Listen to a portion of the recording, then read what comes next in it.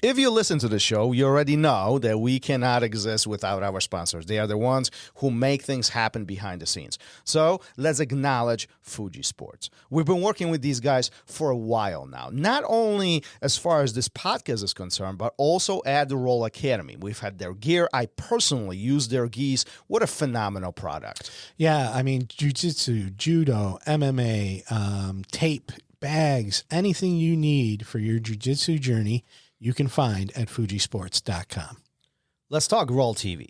There's so much content on there. It's ridiculous at this point. But I think what is even more intriguing, as time went on during the project, we've been recording most of the events that were taking place here at RŌL Academy. At this point, I mean, we have guys like Chris Howder, Armin Fati, Rafael Lovato Sr., and Pete the Greek. I mean, there are so many different events that we've kind of recorded it. Don't you think that's amazing? I mean, points of reflection and kind of going back for all the students to see what really happened and refresh their memory. Yeah, I think it's great, you know, being able to go back and look at all these high-level practitioners, Octavio Cudo, like one of the names you didn't mention. And I mean, just these guys that have been doing this for so long come in, teach these amazing seminars and workshops, and it's all recorded and there for you to watch. Yeah, absolutely. So if you want to get additional savings on all this, type in code RŌL Radio at the coupon and get additional 30% off of your membership.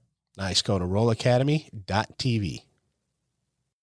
What's up, everyone, and welcome back. If you haven't already, please remember to hit the like, share, subscribe, download, listen, and whatever other button there is, and leave us a review wherever you do listen.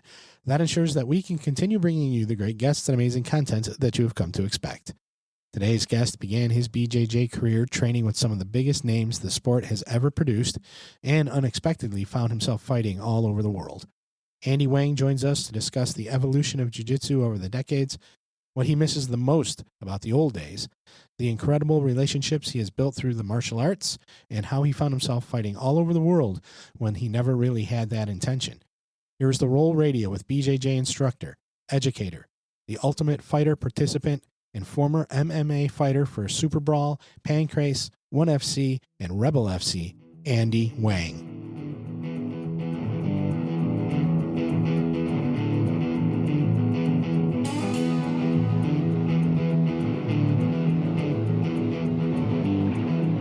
Welcome to RŌL Radio.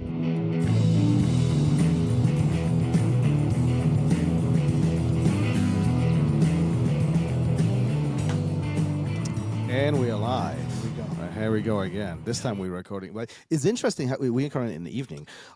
It's interesting how, you know, we get different guests from all around the country. We just talked to Germany, and now way out in Asia. Yep. Andy Wang, great to have you here. Thanks for visiting us and having this chat with us. Thanks. It's a pleasure. You know, I've seen all the guests you've had on before, Chris Howder, these guys, real legends in the sport, Chris. and I'm David Myers. So I'm happy and privileged to be a part of your podcast. Yeah, thanks for being here. I see 8 a.m. behind you. That's in the morning, I assume. Yeah. So, thanks to, and again, this is where we have to be grateful for jiu-jitsu. You know, when I grew up in America, of course, and I never thought about living too far away from America, but, you know, jiu-jitsu has brought me to different places, and it's brought me to where I'm at now, China. So again, you know, it's incredible. You know, I started training jiu-jitsu in 1996, and at that time, I think Bloodsport was my guide for martial arts movies. You know what I mean? I remember. Oh yeah, Van Damme. Yeah, that's right. That's old school.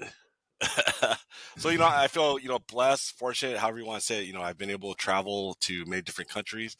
And actually, you know, my background, that's why I'm wearing a suit and tie now, guys. I'm actually a history teacher. I've been a history teacher since 2000. You know, I started teaching in Los Angeles.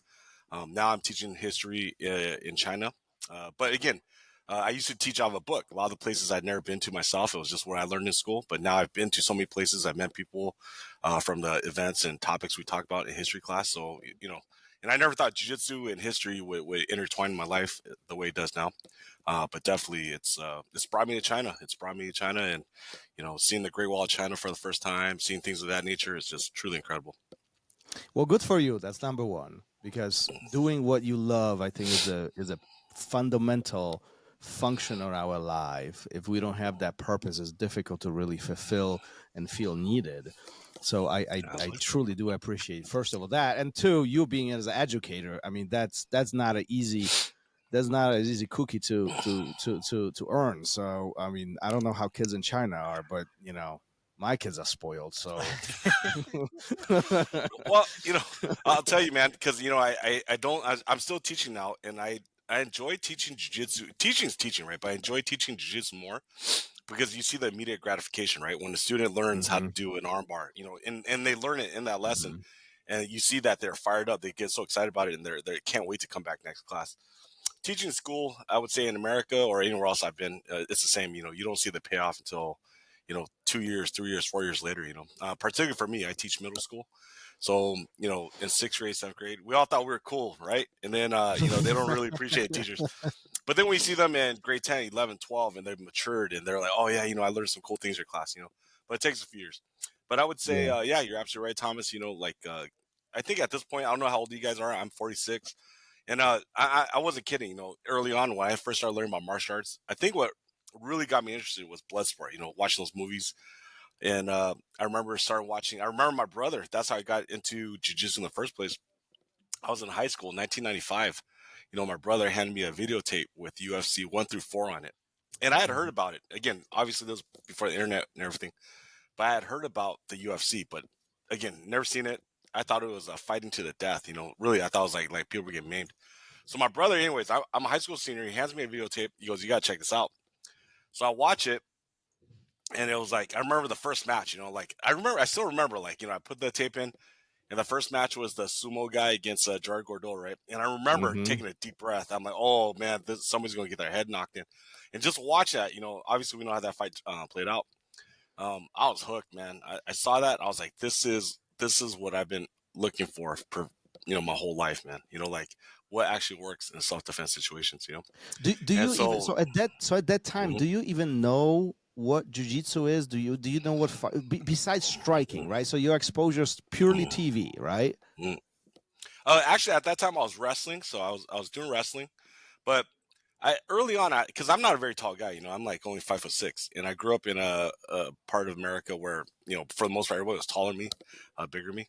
So early on, I got into wrestling. I was like, man, this works really good. And the second thing I noticed too is if you are on the wrestling team, if you're with wrestlers, you get it's very helpful. People, even back then, mid-90s, even then, people knew wrestlers were they go through tough training, they compete, things of that nature. Yeah, but when I saw the UFC, I was like, wow, this all makes sense now. Using grappling, using punching, using kicking. But the funny story, I gotta tell you guys, the funny story was, again, where I was from in the United States, if you saw anybody that was, kind of dark skinned, you thought they were Mexican, So I'm watching the video. I'm like, oh, this Mexican guy is bad. Mexican guy. Where do they find this guy? And then they're like, no, Brazil. I was like, Brazil? I had to look up a dictionary. I'm like, where's Brazil, man? But, funny story, actually, there's so much to talk about, but long story short, so about a little bit after that, I would say I got in jiu-jitsu. I started getting jiu-jitsu. I started training with the Machado brothers, who were, back then, very few academies. But, what I really liked was, again, just how, in jiu-jitsu, it was so much fun back then. There was no belt tests. There was no stripes on our belts. There was no belt certificates. There was none of that. I think IBJJF back then only had one tournament a year. And so my point being is back then we trained because we really enjoyed jiu-jitsu, the science behind it, the techniques. And I miss that part. Obviously now jiu-jitsu has exploded, and that's great. It's become a mainstream sport, really. I see that ADCC is going to T-Mobile Arena next year, awesome. Or this year, awesome, unbelievable. Because back then, again, IBJJF, the biggest tournaments, they're in high school gyms, Yeah. Do you think that's a good thing, or do you think that we are paying the price for the amazing explosion of evolution and all the other things? It's always like a never-ending conversation. Everybody wants jiu-jitsu to be amazing, and everybody wants everybody to train. But then when everybody does train, then it's like, oh crap, this is the cookie not so sweet anymore. So sure. Like I said, it's my personal feeling is the sport has grown exponentially, no doubt about that. But the martial art probably has gone down. And so, we've seen that with other martial arts, like I heard, again, I've traveled around the world. I've been fortunate to go to a lot of Asian countries, and you meet these old timers who did karate or taekwondo, um, you know, as a youth, and they are hard as rocks. They'll fight anybody. But then you see what taekwondo karate becomes, and I think jiu-jitsu is going down a similar path, right?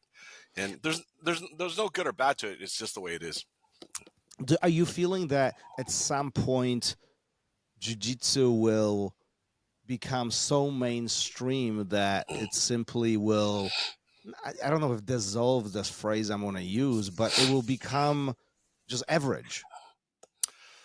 This is how I can say it. So, in the early 2000s, I was at a wrestling club, the RŌL Wrestling Club, later on called R1.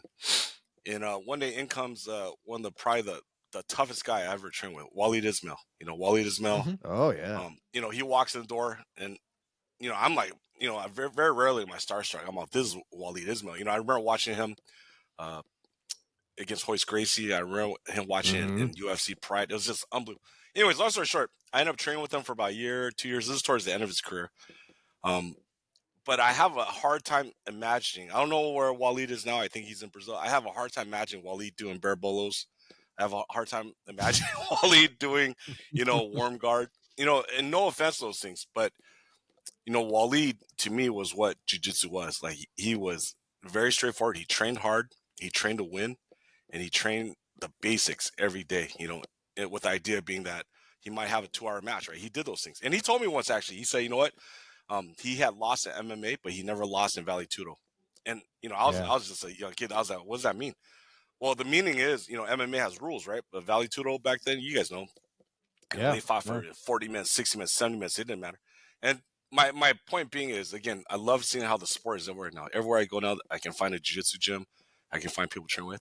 But I miss, you don't really see those kind of people anymore, like Walid Ismail. You don't see that kind of training more, that hard gut training with the idea. The whole mindset was not to win a medal, it was to be the best jiu-jitsu fighter you could possibly be. Yeah, and he just got promoted to Coral Belt. It was like a few weeks ago with Carson Gracie Jr. That's right. But yeah, it also puts it in perspective, right? I mean, like it at least for me, kind of gives me the realization how old I am, because I remember looking up to him. I remember watching his matches, and he was like badass. I mean, he didn't care. It was all about just destroy, old school Carson Gracie style. And then today, like recently, he's getting his Coral Belt. Like, damn, I mean, Coral Belt, like that, you got to be up there then, right? Like, you in the third quarter, you well, yeah, you are. You are well in your 50s. I mean, I don't know. I remember what the requirement is for Coral Belt age-wise, but it's, listen, you're not a you're not a chicken anymore. Like, it's just, it is what it is. Well, it's 30 years after your black belt, right? That's right. That's right. 30 or 31 years after your black belt, man. But if and to this day I still get pumped up. Sometimes like I'm like, man, I want to watch some old school videos. If you watch his matches with like Holetta, his back and forth with High and Gracie, if you watch that, like, that's again what got me into jiu-jitsu. When I saw Royce Gracie UFC 1, 2, 3, 4 in that first video tape, what I saw versus the other people he went against was they were there to win. Their training, their methodology, their toughness, they were there to win. And again, that's what I kind of miss about jiu-jitsu. I remember going back, back then there was only one tournament, 2 tournaments a year. The Joe Moreira tournament was a big tournament back then in California. And, you would go there and it was one tournament a year, and that was your chance to prove what you got, and that intensity was so high. And now, again, it's great. There's tournaments every weekend. That's the evolution of the sport. But at the same time, like I said, I miss because there wasn't so many tournaments, because there's no such thing as belt tests, because there's no such thing as online jiu-jitsu. It was like you went to training, you trained hard. There was only, again, very few gyms back then. So, it was just, I miss that intensity, right? It was very pure. Yeah. I would say that. It was very pure. Well, it was different world completely. I mean, I started around 2000, so shortly after you, and it's the same thing. It was, if you didn't show up, you missed it. And like, not like you could call anybody. There was no cell phones either. So, Exactly. Let's talk. Oh, go ahead. Go ahead. Sorry. I was about to change the topic. So, no, what I was gonna say is absolutely. There was a time when later on I was living somewhere else, and back then, like, getting videotapes was like the big thing, right? And so I remember there'd be tournaments in Brazil, and we would get the videotapes like 3 months later after the event, right? But we would be so fired up. We'd be like, oh, man, let's watch this event. But it was from 4 months ago, 3 months ago. And now it's just incredible. You know, you're watching live, you know, you got flow grappling, you know, this and that. So, again, that part, awesome, incredible. You know, it's evolved the sport. But I'll go back and say it again. Yeah. I miss the old school training, man, when it was just, you know, 10 guys, you know, training together. Because there was only 10 guys that knew about it, right? Nobody else knew about it. And they were just training hard. Yeah. And so, Oh yeah, no, I mean I've said this on this show so many times. I remember driving 4 hours to do a private lesson with a purple belt or a blue belt. That's right. Like it was ridiculous. You know what I mean? And today it's like, well, let's just say that we are spoiled. It is what it is, right? It has evolved. This is what we've been asking for. We've been working for jiu-jitsu to be amazing, and it is amazing, and it's only continue growing. So it's really up to us and the generation after us to make sure they continue staying amazing. Like that's just how it works. That's right. Let's go back a little bit. So, such a rich martial art journey for you. When was do you remember your very first day on a jiu-jitsu mat? And you mentioned your brother, you got engaged in that, but do you remember your very first day? Yeah, actually, you know, it's I got a lot to talk about, you know, but before I get to that part, I'll tell you the first day I actually remember martial arts. My grandfather, who was, you know, he was a soldier. He was a Navy. He saw a lot of action in a very, very difficult time in China's history. So when I was a baby, when I was small, my grandfather had immigrated to America, and he used to take me to the park, and I would ride my bike. I was like 4 or 5 years old. I would ride my bike, and he would practice Tai Chi. And you know, now that you know I'm a father, you know, like I think about my first exposure to martial arts, you know, and I really miss my grandfather. You know, he would take me to the park, and he would, you know, practice the Tai Chi. It was so beautiful. You know, he would have a wooden sword with a red tassel on the end of it. And I would just ride my bike around the park. You know, I never really thought about it too much, but he was exposing martial arts, you know, the calmness, the technique, you know, the meditation, you know, putting your full heart and spirit into what you're doing, you know, living in the moment. So anyways, yeah, that was my first exposure actually. And then growing up, I would say my next exposure to martial arts was there was a kid named Dion. Dion was African-American. At that time, Kung Fu movies was all the rage. Dion showed up school wearing Kung Fu shoes. I took offense. I was like, Dion, we're friends? How old are you? I was probably like 6 years old. So the elementary school. Well, things get personal at 6. I mean, we know that. So I'm like, Dion, listen, man. You may have watched The Last Dragon, right? But hey, listen, no Kung Fu shoes.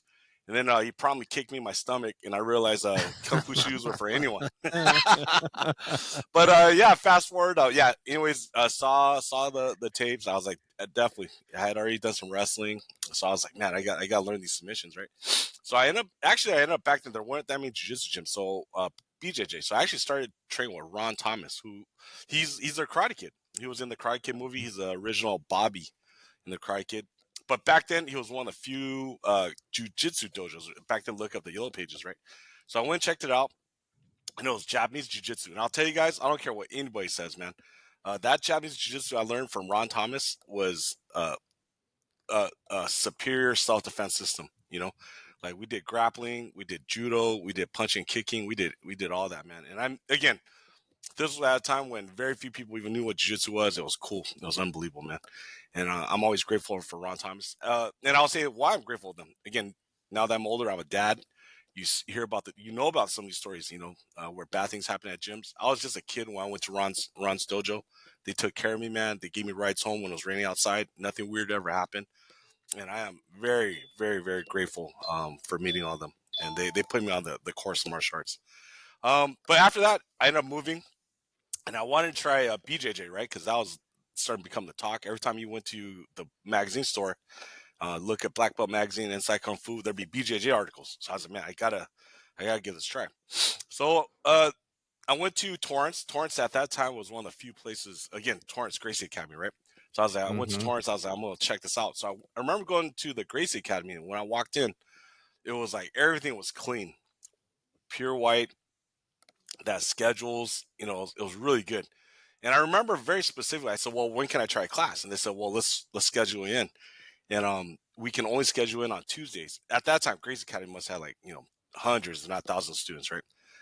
This is probably around 1996, around that time. So anyways, long story short, I was like, I couldn't go on the day that they had, which was Tuesdays. I could only go to class on Tuesdays. That's what they were telling me. I was like, I can't do that. I can't go to school, class one day a week. I already knew that. So I went down the street to the other place, which is the Machados. And back then, Torrance, that was the main rivalry, right? Grace Academy and Machados. Mm-hmm. So I went to the Machados, and I showed up, and I was hooked, man. Back then, it was like Higan Machado, John Machado, and Hodge Machado. They were teaching together. It was 3 brothers together. Mm-hmm. And it was unbelievable, man. You walked in, it was just a small, tiny mat room. I would say like, I don't know how many square feet, but it was just a tiny mat room. But, man, people just showed up and trained, man. And funny story about that. Speaking of Chris Hodder, I remember probably a couple months in my training, the Machado brothers, and I couldn't wait. Like every day, I loved it, man. I went there, I just loved it. But at that time, Americans, anybody that wasn't Brazilian, I should say, were only white belts and blue belts. I had never seen anybody purple belt above that wasn't Brazilian. So one day, it's my first or second month, I see, a Caucasian walk in, cool, normal, puts on his gi, cool, normal, throws on his black belt. And I'm like, oh, this karate guy's going to get it. This karate guy just showed up, put on his black belt. He's going to get it, man. Chris Howder, man. Chris Howder.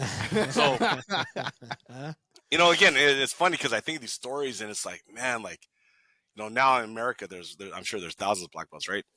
And it's, but back then at that time, seeing an American, that inspired me, to be honest. I was like, wow. So non-Brazilians can't get past pro belt, because back then it was so rare, so rare, so rare. Mm-hmm. So what are your thoughts besides this when you meet Chris? We've had Chris on the show, obviously, and I've had him here at the Academy. What a character, right? Yeah. But he was one of the representatives. He was one of the originals, right? I mean, Dirty Dozen, doesn't get closer to the source than that, and you're kind of the next generation after that, the next wave, if you will, right? But what's your interaction with him particularly as you're thinking about it right now? Again, I'll say this again, and this goes for David Meyer, who I met. We had him too. After that. Yeah. It was like, this is what I really appreciate about the Machados. Back then, at that time, again, 1996, 1997, it was such a close-knit group, and there was one tournament a year, like I said, and back then it used to be the Joe Moreira tournament. And we would help each other. They would help us, man. Chris, he never looked at us as like these sorry white belts, Chris was always like, man, on the mat with us, teaching us. And back then, again, an armbar, a triangle, like the details, you couldn't just look it up, right? You had to learn it from someone. You had to go there to class, or you had to ask someone to take some time out. Chris, David Meyer, Howard Liu, who was kind of like my mentor. Howard Liu, who was the founder of HCK Kimonos, yeah. Oh, I talk about these all the time. Yeah. I just found one in my basement, and I don't know. I put it away probably 15 years ago, and I just found it. And it was folded, and it's like, okay, I'm gonna interrupt you because this is good. I'm a white belt, right? I'm a white belt, and I'm like, I need to get a gi, and the only gis you could get is a tama. That's the only gis. That's right. Right, and friend of mine tells me is like, listen, you gotta get Howard Liu. You gotta get a CA. And I was like, those are the killer. And he's like, you need to get the triple weave. You gotta that's like, nobody can choke you out in those. And me being the stupid white belt that I was, I was like, oh hell yeah, So you go on a website, and the website is like one page. There's nothing on the website, absolutely. And you send a message. You know what I mean? And somebody calls me from some unknown number, and I pick up a phone. He's like, hello. And he was like, hi, it's Howard. I was like, Howard who? He's like, you send me a message about the gi. And I was like, oh, damn. But I'm still not connecting who he is. You know what I mean? So finally, he ships me the gi, and it was expensive. I don't remember how much it was, but it was expensive, and obviously, I bought the most expensive one and all this. The gi comes in. It's comes in a box or whatever, and it's heavy as hell, you know what I mean? I opened the gi, and I know, and the thing was probably 12 pounds. I mean, I'm not even kidding, man. And you could stand it, it didn't even fold. It's just it was ridiculous, man. Man, every time I trained in that thing, I lost probably like 10 pounds of sweat. It was like wearing a coat. But anyway, class. Bring it here. I'll bring it. I still have it. Anyway, that's my Howard story. Yeah, anybody that has one of those original gis, they still have it. It's indestructible. It doesn't matter how many times you wore it, how many times it is you ridiculous. Yep. You have it somewhere. It's in your basement somewhere. We all do. And again, I'll say it again, I love the way jiu-jitsu is going now in the sense that it's sleek, it's very designed, you got show your roll, lightweight fabric. Yeah. But again, it goes back to what I said before, I watched, the classic matches, and I'm talking about, Waleed Ismail, those guys, and, they wore these thick, heavy gis, and they went to battle, man. It was like your armor, and that's how Howard, that's how Howard approaches gis. There was armor, man. And I was like, man. Yep. So I miss those days. And if you remember, Thomas, your gi, there's no very little, design on it or patches or anything like that, right? It's just it was nothing. It was just white gi with a little Howaloo on the sleeve, and that's it. That was nothing else. That's right. Yeah. So I can appreciate the way it is now. It's very colorful, very artistic. But I miss those days because that's my personality too. Again, is let's just put on our armor. Let's go to work, man. Let's train. Let's compete. No frills. Yeah. But anyways, to answer your question. Oh, I'm sorry. Go ahead. No, go ahead. You were going to answer. Go ahead. I got something. No, so I was going to say, at that time, I didn't realize I was training with legends, like Chris and David Meyer, these guys, and, Rick Williams would come in, Bob Bass, these guys were the Dirty Dozen. But back then, they never referred themselves at that. Back then, again, it was people were helping each other out, man. And around that time, also, I started around Machado's around the same time as Rico Rodriguez. And back then, Rico Rodriguez, before he went on to become the UFC champion, he was a good wrestler. A big guy. Back then he was really big, but funny, just a funny guy. And, the thing about Rico is he went on to, again, be one of the early UFC heavyweight champions, but, he was every day on the mat training jiu-jitsu. And I think he was one of the first, as far as I know, he was one of the first Americans to go down to Brazil. He won the blue belt, purple belt world championships. And my point being is that only happened because so many people took an interest in his career. You had the Brazilian black belts, the American black belts. Everybody worked with them, man. Everybody worked with each other. So, nowadays, like I said, you look around, like, when I look at Machado Jiu-Jitsu, you have 90 affiliates, which is good. It's great. They have gyms all over the place. But I'll always think back to that time when it was just one gym, one Machado gym. And if you were looking for Machado instruction, you had to go there and find it. You had to move to Redondo Beach, California.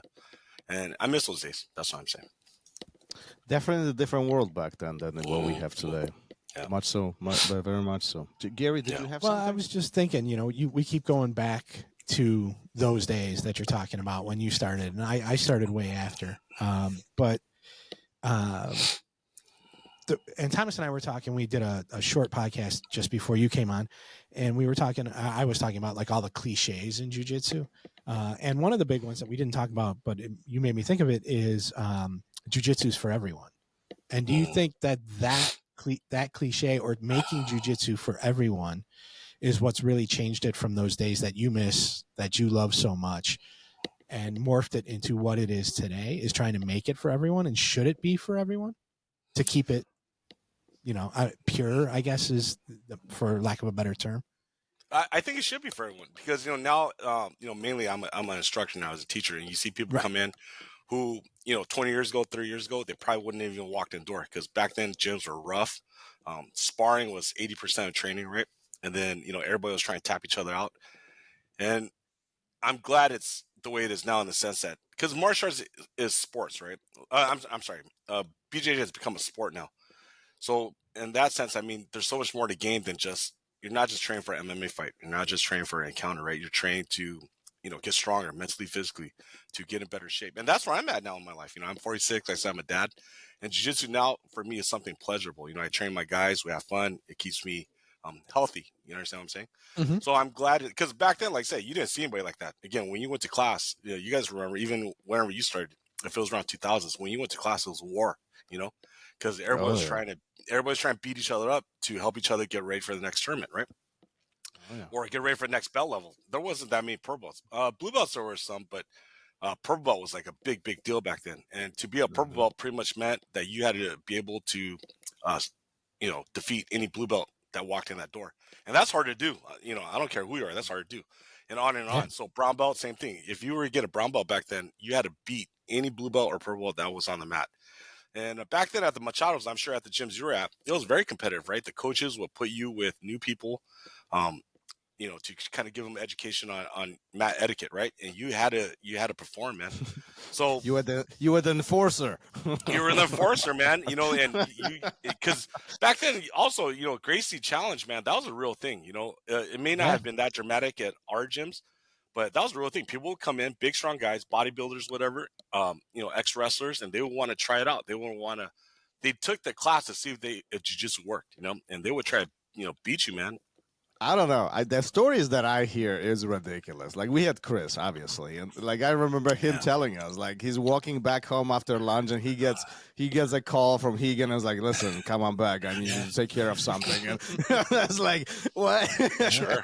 It's like almost like the stories are like you're watching Sopranos. It's like mafia. You know what I mean? Yeah. It's like, Yeah. but that's how it was back then. That's how it was, And man. this is why I love connecting with people such as yourself and Chris and David Meyer and all the other guys like Rick Williams and all of them, like, because that's really what the history is. This is how it all started. And I do feel that today's generation, or even the generation that's starting now, like they don't know any of this. Like, their life is different today, and great, jiu-jitsu is for everybody, but that's not how it was. I mean, I remember, at Carson Gracie Senior Gym, like, we were with Stephen Bonner, rest in peace. I mean, but like, he's getting ready for fights, and like, it's a slaughterhouse, and like, it's just, it was a different world. Anyhow. Yeah, I think. So, go ahead. Oh, no. What I was saying is to complete that question. Yeah, I think it's great that you have family environments now. Because back then, jiu-jitsu gyms, it was really rough. And again, it's a sport now, right? People go train jiu-jitsu to learn the sport of jiu-jitsu, more or less. So the martial art part, that's what I mean by the martial art part has gone down. Most of the gyms now, very few of them practice striking with takedowns, things of that nature. And it's family oriented. I like that because I have a family now. I want my wife to train. I want my kid to train. You know what I mean? I want them to go places where they feel comfortable. But going back to what you just said, I remember the true story at the Machados. One time, again, back in those days, there was very few academies. And the guys that would come in, like I said, some were already established fighters. And they wanted to see if jiu-jitsu would be able to help them. And one time, I got a call from the academy. I forgot who it was. But it was Frank Shamrock showed up. And this was Frank Shamrock, like he was like, I think he was a UFC champion then. And true story, man. So we go into the private room, and Frank's like, it's kind of supposed to be friendly. It's like, okay, we're here, just roll. But Frank was trying to beat us, and we were trying to beat him.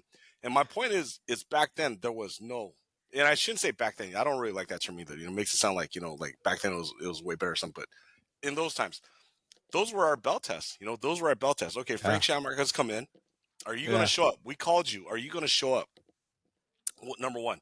And number two, are you gonna demonstrate jiu-jitsu against someone that's resisting full on? And Frank Shamrock, true gentleman, probably the most. I've never seen such an athlete, man. We only rolled a couple times, whatever, but unbelievable athleticism. But those were the belt tests. That's what I'm saying. So what Chris Howard is talking about, Rico Wright, they'll tell you the same stories, man. Back then, Mark Kerr would come once in a while. So you would have these pro and amateur and wannabe MMA fighters. They would come in, and Hegan was a great coach, man. Very personable. He cared about us. But for him and all of our jiu-jitsu, Carlos Gracie Senior too, I'm sure that's your belt test actually. Like, all right. Oh yeah. You got this big strong guy. He's coming in. He's resisting. You're gonna have to work, man. What can you do? Oh yeah. Yeah. Jokes aside, like, hey, now it's time to shine. Like that's how it was. That's how it was looked at.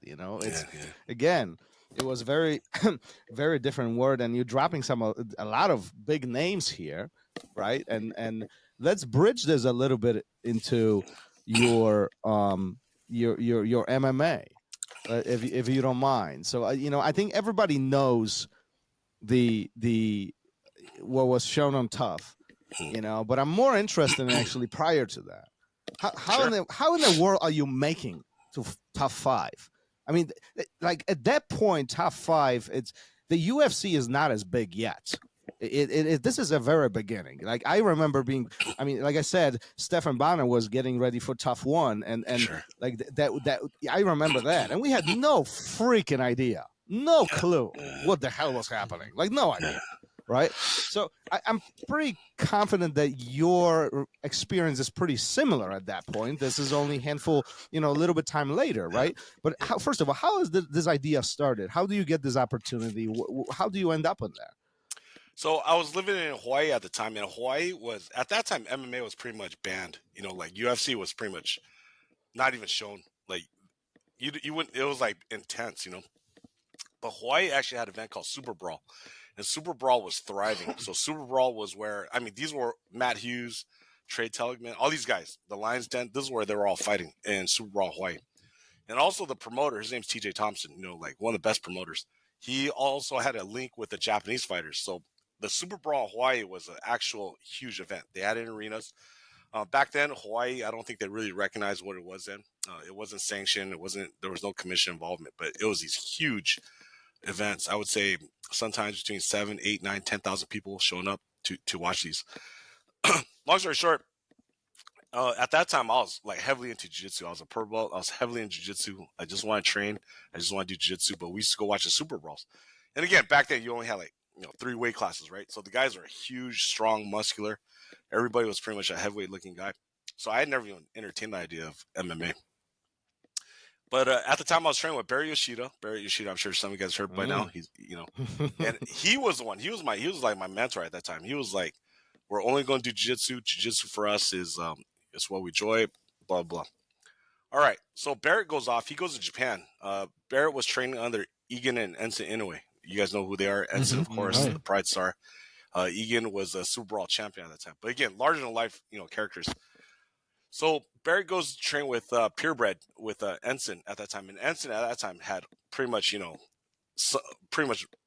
had Kid Yamamoto, those guys, the top of the top Japanese fighters were training with Ensign. So Barrett goes off for one summer, trains with them. He comes back. Before he had left for the trip, actually, he goes, look, whatever you do, don't get involved in MMA. Just stick jiu-jitsu. Great. He goes, I'll see you after summer. Great. He goes off, goes to Japan, comes back 2 months later, calls me up. He goes, hey, we're doing MMA. Never mind what I said. Change my mind. I was like, what happened? And he went and trained with, true story, he went and trained with Sakurai, Hayato Sakurai. He trained with Rumina Sato. And these are the legends of lightweight, Japanese fighters. Like, again, back then, there was only like 2 weight classes in American MMA, right? So a lot of Americans don't know who these guys are, but they were slick. They were the original, to me, and to Barrett, to us, like the lightweight champions. These were the guys, man. They could punch, they could kick, they could wrestle, they could do everything. Long story short, Barrett trained with them, came back. He goes, no, we got to do this MMA thing, man. Like, it's, I train with these guys. They are martial artists in every sense of the word. They have to test themselves in training every day, not just in what they're good at, which was, maybe jiu-jitsu strike. They got to practice everything every day. They got to fight. Back then, the big Japanese organization was Shuto. Oh, yeah. So Barrett, man, Barrett made it in his mind. He put it in his mind. He goes, we're going to fight Shuto. And to me, I was like, this is so far-fetched. We're a couple guys in Hawaii, and sometimes we would go train, and it'd just be like 5 guys, right? Again, this is still at a time when not a lot of people knew what it was. And the people that did saw it as barbaric, Probably the way, actually, I should say, no offense to it, probably the way I feel about slap fighting now. When I watch slap fighting now, I'm like, I am never going to do that. What is slap fighting? You just stand there and get hit. And back then, that's how people looked at MMA. Like, why would you do that, right? Well, why would you? And especially Shudo, because Shudo was a little bit more quote unquote brutal, right? The rules were a little bit more relaxed, and there was a lot of elbows and knees, and some of these things were not allowed in the US. I think Shudo was even. I think that's where the popularity of it came from. Really that raw fighting. It was hardcore, man, and that's what I mean. Back then, when I thought of MMA. Like, I thought of me doing jiu-jitsu was self-defense, number one, and, but it was grappling oriented. I thought of MMA was like, tough man. I had no interest in it at all. Barrett neither. It was tough man. It was guys that are over 200 pounds with a lot of muscles that can beat each other up. But again, when Barrett came back from Japan, he goes, no, you got to check out the Shudo thing. It's all lighter weight guys, and they're fighting, man. So we get into it. So we started training with Egan. Barrett was friends with Egan Ensign for a long time, so we started training MMA with him. And Egan was also the connection. He had gone up to brown belt with the Machados, so there was that connection. So for me, training with him was natural because at that time, Egan was like pretty much a legend still at the Machado Academy. He was very well known for it. Actually, Egan was the first American world champion. He won the Blue Belt World Championships down in Brazil, and then he went back and won it at Purple Belt. But he was the first. Rigo Rodriguez, some of these guys, they were early. They were in that early group, but Egan was the first. But anyways, when Egan won the World Championships, it was under the Machado banner. So, like they encouraged me to train Egan. They're like, this guy knows what's up. So when I started training Egan Ensign, again, back then, Egan was like, for him, Jiu-Jitsu was a vehicle to MMA. Like that's what his gym was about. His gym was called Grappling Unlimited. Ensign in Japan, his gym was called Purebred. And the idea was that truly, MMA was to test yourself. They never told us we were going to go undefeated. They never told us we were going to pick our fights. None of that stuff, man. So again, going back to that time, I miss it in that way because back then there's so few MMA fights, right? There was only one every now and then. And there was only a few weight classes. It was not organized the way it is now. And Egan would not ask you. He would tell you, okay, you've trained enough. It's your time. Go fight. And I miss that, because now it's totally different, right? You have amateur, you have camo, you have all this. Great. It is great. That's how it should be. But you also know people are very careful in what fights they pick. They want to go undefeated because they know you just have to go 5-0. You're in the UFC. Back then, UFC was nothing. The idea was to get to Pride. Pride was a big event. Pride was it, yeah. And what did Pride care about? They didn't care if you're undefeated. What Pride wanted was exciting fighters, right, guys? They just want to show. Yeah, absolutely. Yeah. They just want to show. They want to pack Rule number one in Pride FC. Rule number one, if you look it up, the original rules. Rule number one: no weight classes. What Pride wanted was entertaining fights, man. So that was the style we came up in. Yeah. But this is why they packed, these arenas with freaking hundreds of thousands of people because it was. I mean, like I remember watching Pride and like. I remember watching UFC, and then you stumble upon Pride, and it's like, wait a minute. Holy There's a whole different world going on here. Yeah, no, absolutely. So anyway, Egan Ensign was already a star in Pride, but the mentality was there, which is, rule number one is there's no weight classes. Be ready to fight, man. That's it. So, back then, long story short, so we started getting into it, and then I forgot when, but I would say probably like half a year into MMA training. Egan's like, you guys are ready, man. You guys got to go. Because again, back then we had a jiu-jitsu background already at a time when most people did not.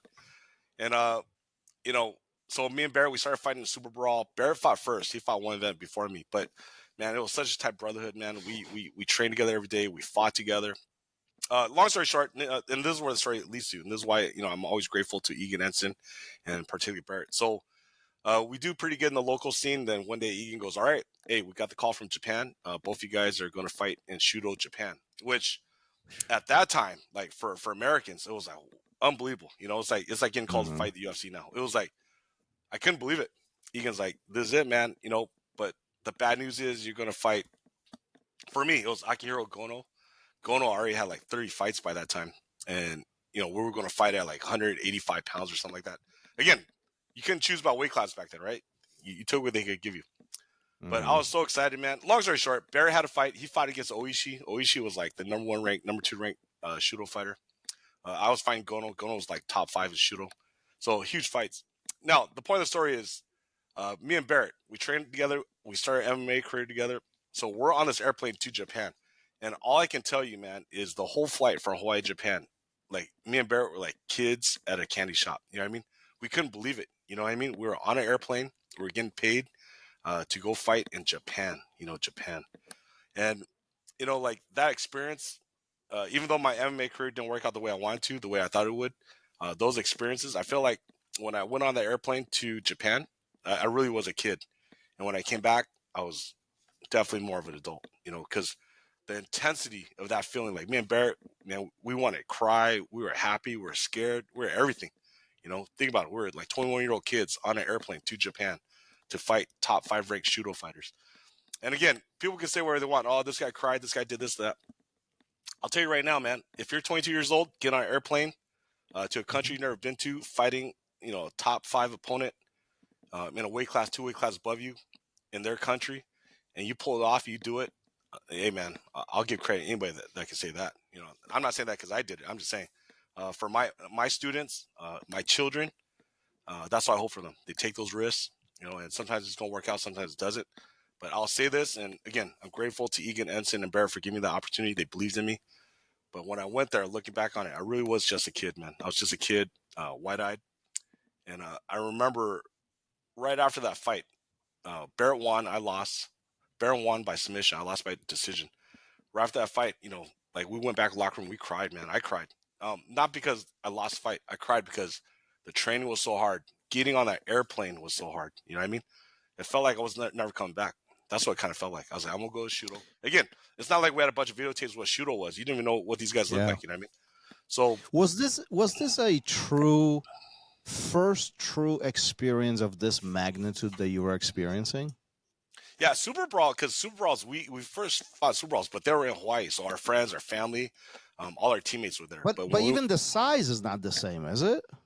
Yeah, weight classes were crazy back then. Like you just took. Right. Are you talking about the size of the event or the size of the opponent? The venue. That's the magnitude of venue. No, the Superbrawl was really good, man. They had it at what's called the Blaisdell Center. The Blaisdell Arena is where it's one of the major sports arenas there, performance arenas there.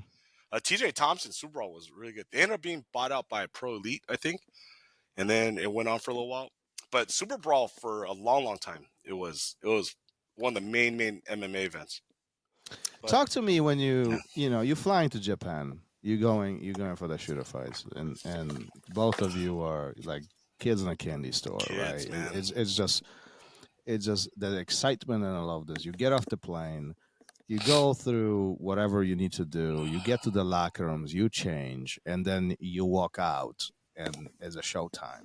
Yeah, what is the first impression that goes through your mind? What's in your head? Like, let me in through the train of thought as you experiencing this as a 21 or 22-year-old, literally living the dream. Yeah. Well, so back then, Shudo, they still do, I think. They have it in, it's right next to the Tokyo Dome. They have it in a small auditorium next to Tokyo Dome. It's called Korakuen Hall. And so what they do for the fighter introductions, back then, they have you, right before your fight, they have you come down the stairs. Mm-hmm. So you're going to pass through the crowd. And I remember, again, I'm a kid. I'm 22 years old, whatever it is. I go down the stairs. And as I get in closer to the ring, the lights are so bright. There's Japanese flags. There's all this going on. And I'm thinking, wow, like, this guy is going to try to hurt me, because the whole crowd is Japanese. Again, at Superbrawl, it was our friends, our family, right? We fought people that are from other parts of the world. They had to come into our place. Now I'm in their place, right? So I remember thinking, like, this guy's going to try to hurt me. He's going to try to put on a show, And I know Gono was a good kickboxer. He was a good striker. He obviously knew I had a grappling background. So it was a classic contrast in styles. But I went in the ring first. And I remember waiting for his entrance. And I remember him coming in. I just remember thinking, like, you got to make a decision at that point, guys. You got to make a decision. Actually, I'll back up a little bit. So right before, I was the second to last fight for that event. So as it's getting closer to me getting called, I remember getting kind of nervous. They taped the gloves on. And I remember I had to pee. And I was like, I felt this rush of nervousness. Like, I got to pee, man. I just got to pee. And again, language barrier. They don't speak English. I don't speak Japanese. So I'm like, I got to pee. Can you take off my gloves? They're like, no, we're not taking off the gloves. It's on. You're up. That's it. But this nervousness, again, you hear the crowd, right? They're all chanting Japanese. It's intense, man. So I go pee. I couldn't get the gloves off, so I ended up peeing all over the gloves. That's how nervous I was, Hey, Gono, if you're hearing this, hey, I apologize, buddy. It was an accident, man. But so again, that's how nervous I was. But anybody, if you ask anybody that's fought that first, not even fought, later on you get used to it, but that first time you fight in hostile territory against an experienced opponent who can beat you, that's an intense feeling, man. So anyways, fast forward, so I get in the ring. And you got to make that decision. It's when you're fighting the regional level, when you're fighting, I'm talking about jiu-jitsu, anything now, not MMA in particular, but when you're fighting about white belt, blue belt, like, okay, it's fun, it's a good time, but you get to a certain point where you go against someone that can beat you. They have the capability and the experience and the track record to beat you. And you have to make that decision. Are you going to go forward or are you going to run around and lose a decision? You really have to make that decision. And I think that's when you decide if you're going to be a fighter or not. So in that fight, I ended up losing that decision, but I think I gained his respect, and I gained the respect of the Japanese crowd. You know, I did what I could. But that's what I take from it. I remember taking a deep breath. I'm like, man, either I come at this guy, or this guy's, I'm gonna go backwards a little fight, and he's gonna knock me out. And it is maybe a 3-second decision, but it felt like 8 hours. You know, you're waiting. You're in your head, You right? see for a him long time. coming into the ring. You know, actually, long story short, yeah, you know, that whole experience. That's what I mean. So I came back on the airplane. I remember thinking when we went back to Hawaii, I remember thinking like, that's it. You know, like I did something that I never thought I would be able to do. You know, when I first saw MMA, you know, on that videotape, UFC 1 through 4, I never thought I'd be able to do it. I had never imagined going to Japan and fighting a very, very good Japanese opponent so early in my career. And I did it, you know. And I remember coming back on the airplane thinking like, that's it, man. You know, I want to fight the best black belts. I want to fight the best champions. I want to fight the best guys in whatever sport I can. And fast forward, again, 20 years later, I'm proud to say, you know, I competed in judo. I competed in ADCC. You know, I competed in Mongolian wrestling. I'll send you some pictures of Mongolian wrestling. They're crazy, you know, totally crazy out here, man. They love Mongolian wrestling in Mongolia. But it all started from that experience, really. It started from training Egan, Ensign, and Barrett. Rule number 1, there are no weight classes. And we'll fight the best guys. And we'll win, we'll lose, but we'll show up, you know. Is that the motto that you carry throughout your life from that point on, in a sense of that you know, it gotta get done what it gotta get done. This is the fight. Right. This is the fight of the life. I think, you know, looking back on my career, and I can say with Jiu-Jitsu and MMA, like I think if I had been a little bit smarter, I could have probably had more accolades, been more selective in events, been more selective in who I fought. But the flip side of it is, this is where having Barrett to this day, Barrett is 49 years old. He's still competing like monthly against the best guys. You know what I mean? Ensign, what I think about Ensign isn't his victories, man. This is a true story about Ensign. So one time we're in Japan, and he used to have a van, right? So we're in the back. Me and Barrett were in the back. We're doing something. We're just driving around. And then Ensign picks up the phone. He speaks Japanese. We can hear it's kind of a serious conversation. And then Ensign hangs up. He goes, "Oh yeah, that was Pride." He goes, "They want to ask me if I want to fight Gilbert Yvel." I think it was Gilbert Yvel. Gilbert Yvel at that time was a hard, heavy duty striker. You know, knockout artist. Ensign's like, "Yeah," I told him, "Sure, why not?" And then he goes, his next phrase was, "Okay, what do you guys want to eat for dinner?" You know, like that mentality, man. And he fought that way, right? You look at his fights with Igor Vovchanchyn, you look at his fights with Heath Herring, all these guys, Mark Kerr, you know, like he went at them, man. And again,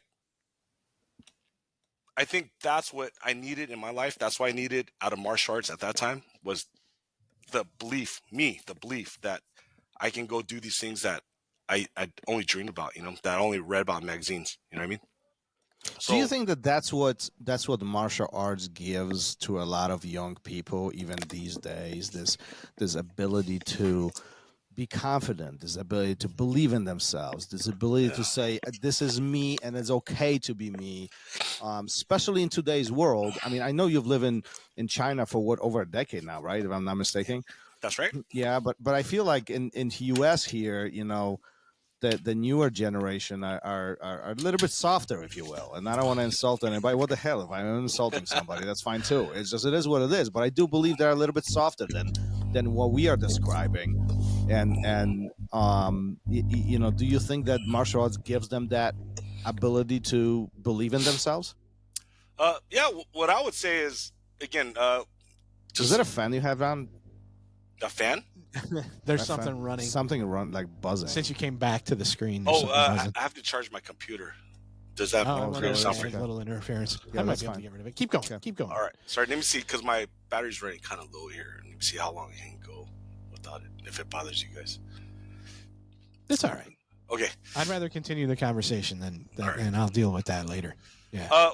What I would say is, you know, again, you know, I have a lot of experience as in martial arts, also as a teacher, and I think for all of us, believing you can do something, and looking back on my own career, believing that you can actually do something, that you can go through the whole process, is crucial. You know, so we have students now. I work at a private school. I used to teach public school in America, inner city public school. And I remember thinking that if I could only get to a private school, families with a lot of resources, we should say, that it would be easier to teach them, et cetera, et cetera. It's the same problem. It's getting kids to believe in themselves that they can complete the whole process. Okay, so you have the serious exam or the serious research paper. That's going to take 2 weeks. Can you rid yourself of all distractions and do the research, put in the work, the extra hours to turn in something that you're proud of? And I would say only 20% of my students can do that. Only 20% of my students can do that. The rest will just be happy with getting a passing grade. And I think where sports, martial arts, and real education comes in, guys, is our job as teachers, as coaches, instructors, is not just the end result, like, okay, get a gold medal hands. All right, that's great. Can we get you to believe in the process, believe in yourself enough that you have what it takes to show up every day, to work hard for set a goal and to achieve that goal? And right now I'm talking more as a dad, and as a history teacher, is trying to get people to understand how valuable it is to set a goal and follow through with that process. And what I see nowadays, and I'm sure previous generations say the same about us, right, is you don't see that as much now. Now it's comfort, right? So the students I have in school, a lot of them, they don't have to worry about resources. So it's comfortable, right? They just do what's comfortable. And I think for sports, again, martial arts, all this, it's very important. Whatever it is we're doing, is we got to hang on to that, is set high goals that are going to put you through mental, physical, and spiritual challenges. And you have to have the support and the belief in yourself and the work ethic to accomplish that goal or come as close as possible to it. And like I said, going back to what I was describing about Barrett, Barrett, this is a true story, man. Barrett, when I met him, he had only been in Hawaii. I don't think he ever left Hawaii. He was working like landscaping jobs, very hard work. He would go out and landscape for hotels, and then he would come back and train. He'd be all dirty, sweaty. But he told me, he goes, this is probably around 1997 or so. He says to me, he goes, you know what? One day I'm going to go and fight all the best black belts in all the biggest events in the world. And I was like, Barrett, man, Barrett's my guy, I was like, Barrett, like, come on, man. We're in Hawaii. You're working a landscaping job, Back then I was selling like foot massagers in a mall. Like we were very modest means. No, really, true story. There's a famous mall in Hawaii called Shirakia. For me, that was my job. I worked in a section that sold like foot massagers, and whatever extra income we had, we would put into training. Long story short, Barry goes, I'm gonna fight the best in the world, and that's gonna happen. We had such modest means. I was like, I don't see how that's gonna happen. But willpower, toughness. He set that goal. When he said it, he meant it. Now he's in the ADCC Hall of Fame. You know what I mean? And well, that's the interesting part about believing in yourself, because I actually think that most of the time when we set a goal for ourselves, like a big life milestone, it actually sounds insane. Like overall thinking. Like, listen, like, I want to be an astronaut, and your family looks like what is wrong with your kid? Sure. Or like, I don't know, like, I'm thinking, like cell phones, we take them for granted these days, but somebody thought about this and say, listen, one day we're not going to be connected. You know what I mean? Like, somebody, like, we're on Wi-Fi, but like, I remember it wasn't that far ago, 20 years ago, when every computer had to be connected, and whoever thought about, hey, listen, we're going to be wireless, it's like, you out of your mind.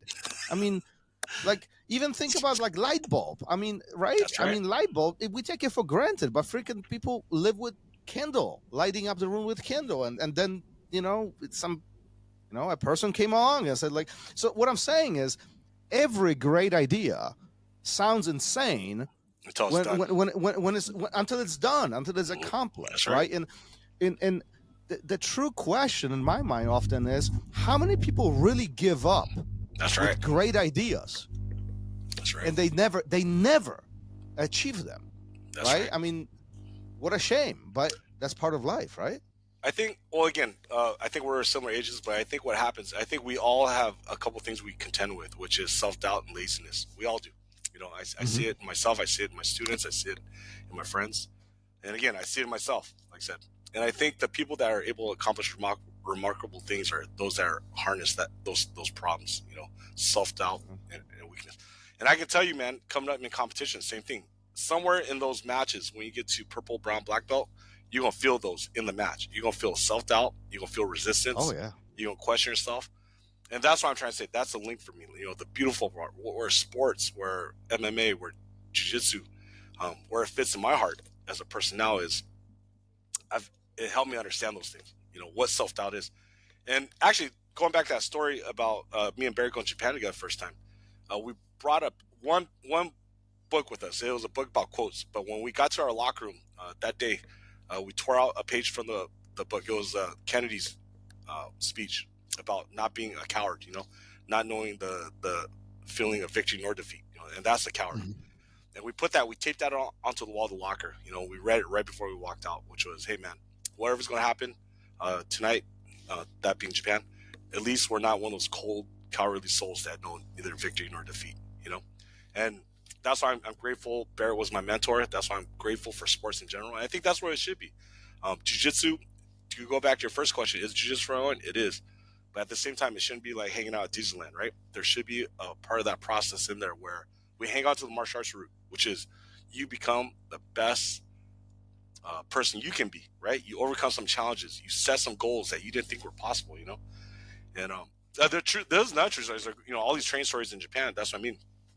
Ensign used to tell us he would have these guys show up, from all these remote parts of Japan, and they would show up at his the front door of his gym, and they would just have luggage, and they just want to be fighters, man. And I met these guys, and you would see them. They would, in the daytime, they would be training. Nighttime, they'd be working like security jobs, and they're young, hungry kids. And later on, I see them as Shudo fighters, Shudo champions, man. So, and it all started with that willingness to overcome pain, difficulty, obstacles, man. And again, like I said, I'm sure there's thousands of people in Japan who have that same idea. Oh, it'd be great to be a Shudo fighter, a Shudo champion. But how many of them bought that one-way ticket, to the gym with, packed one suitcase and ready to roll, Yeah. So, Only there's pros and cons of it. Obviously, we got to be, we got to think things out. You got to think about your life. You got to think about your plans. But my point is as long as I'm coaching, as long as I'm teaching school, coaching martial arts sports, as long as I'm involved in it, I think that's the goal, is how do we get people to set goals and go through the rigorous process of trying to accomplish that goal. And sometimes you're not going, like I said, my MMA career didn't work out the way I thought it was. When I got that call for a top 5, I was like, I'm on my way. This is it. One of these days I'm going to be fighting, Jens Pulver, but it didn't work out that way. But I am proud of the fact that, 10 years before that, I was fighting in dungy gyms, dirty basketball gyms, for no money, low money. My first MMA event, I fought a 4-man tournament. I fought twice in one night for $500, guys. The whopping total was $500. So that those was are money back then, I bet. Back then, man. Hey, when you're selling foot massagers at Shirikia Mall, right? $500 is a big deal. But that's my point. So people will look at the end result, and justifiably so, right? That's how we are now, right? People just look at, okay, what did you post? What's your Twitter? Well, do you think that we're limited now because of convenience? There's always something to fall back on. There's always a place to go to be safe. There's always, you know what I'm trying to say? Where like you don't put yourself out there and we don't let our kids put themselves out there and test themselves because it's like, oh, I got to keep them safe. I failed or it was hard. I don't want them to feel that way. And unfortunately it has that effect of limiting them in a way. Could be. I mean, again, as a parent, I don't know, everybody has their own opinions. As long as you take care of your kids and, you feed them, you're housing them, like everybody has their own ideas. There's no one way to do everything. But what I see as a teacher, again, I've been teaching school for a long, long time now. I've met a lot of students, and we all have to go through this, right? It's a rite of passage, coming of age. We all have to, at some point, come to realization we got to do it. It's up to us, right? If we want to become an engineer, if we want to do this, we got to be the ones that do it. But what I see now is like that process is delayed. It's really, really delayed. And now I'll let somebody else take care of it for me. And where I'm at now, they have a lot of resources. So what that means is actually they don't need to study hard. They can still get into good colleges in America and Europe. And that's a sad fact. Education here has become a business. And where I segue that to is I think martial arts, BJJ in particular, in this case, it is also becoming a business where, again, there's belt certificates, there's this, there's that. And there's so many divisions at every tournament, and it's designed to get as many people in the door as possible, right? Every tournament now has a shiny medal. And it used to be if you had a shiny medal, it meant something. It really did mean something because there was only like 10 divisions in a tournament, you know what I mean? But now, if you look at, any, IBJJ event, for example, there's like 68 weight classes, right? Age classes. Mm-hmm. Nothing wrong with that. Again, I'm one of those guys. I can only compete in mastery events now. But again, there is what I'm trying to say is there's a point where it becomes too convenient, too easy, where you don't really have to. I think what you're saying is that if everything is special, the special is no longer special. Yeah, exactly. And I think with the growth and evolution of what we are experiencing today, that special kind of went away in a sense, and I think it's more difficult for us, you and I particularly, to see that simply because we've experienced that different special from a couple decades ago. You know what I mean? And I'm sure that's being very differently seen by guys who compete today. And they are glad. Listen, I'm sure plenty of people who are glad to be in Master 6 or Master 5 because they wouldn't have these opportunities. Absolutely.